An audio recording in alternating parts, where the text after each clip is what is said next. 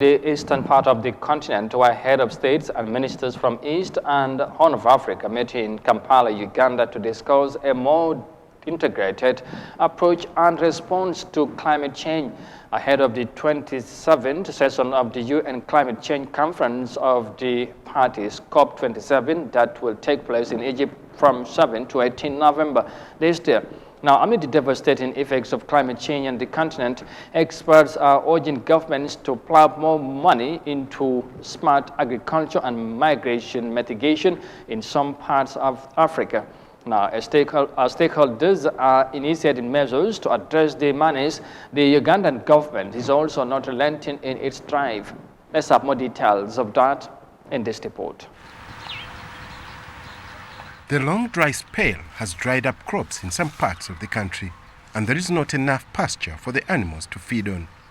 Pastoralists are now being forced to migrate in search of new grasslands, and this is worrying climate experts. We see more and more people affected by climate change, and people affected means people losing their lives because of climate change after disasters, hurricanes, floods, or having to move, in situations of forced displacement because of what we call slow onset events. The most affected areas are the Sahel region and sub-Saharan Africa.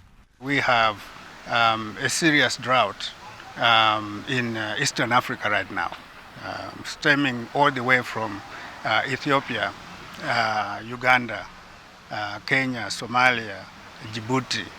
Now, this is one of the worst droughts we've had for the past 40 years. Last month, dozens of people in the northeastern part of Uganda are reported to have died from hunger. The heatwave caused massive crop failure, scarcity of water, and famine.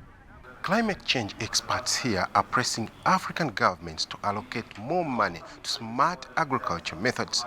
They believe this will help reduce migration caused by extreme weather conditions being experienced in some parts of the continent. Scientists have started the process of drafting an action plan to reduce the impact of climate change. The issue of ensuring that we have adequate water storage that can be used for irrigation by the farmers is a priority. The issue of increasing the tree cover is paramount. Conserving our wetlands is important, but also most importantly, we need to ensure that the crops that are resilient to vagaries of weather are the ones that are promoted.